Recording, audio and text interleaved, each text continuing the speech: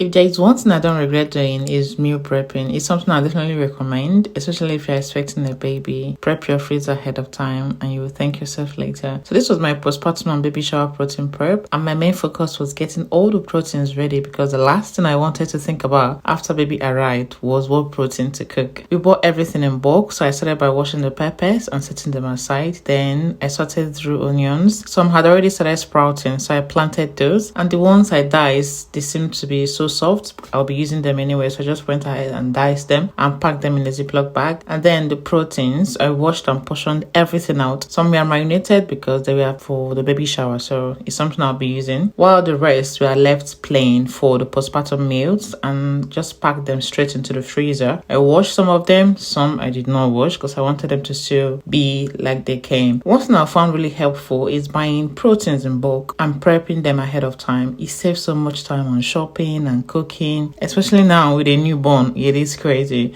So I love having everything portioned because all I have to do is take out exactly what I need, and that's it. For the proteins I won't be using anytime soon, I didn't wash them. I simply divided them into meal-sized portions and froze them. I find they keep better that way, and I can prep them when I'm ready to use them. Everything is now stocked, organized, and ready for baby's arrival. Trust me, future me was so grateful for this. I'm speaking now. Yeah, I'm so grateful for doing this. So which do you prefer? How do you prep your proteins? Do you wash and marinate and then portion and freeze, or do you portion them and freeze them as they are? Most times it depends on what I'm cooking. Most of the time I prefer to wash, marinate, portion, and freeze them so they're ready to go. But if I know I won't be using them anytime soon, I usually just portion them and freeze them as they came. So which do you do?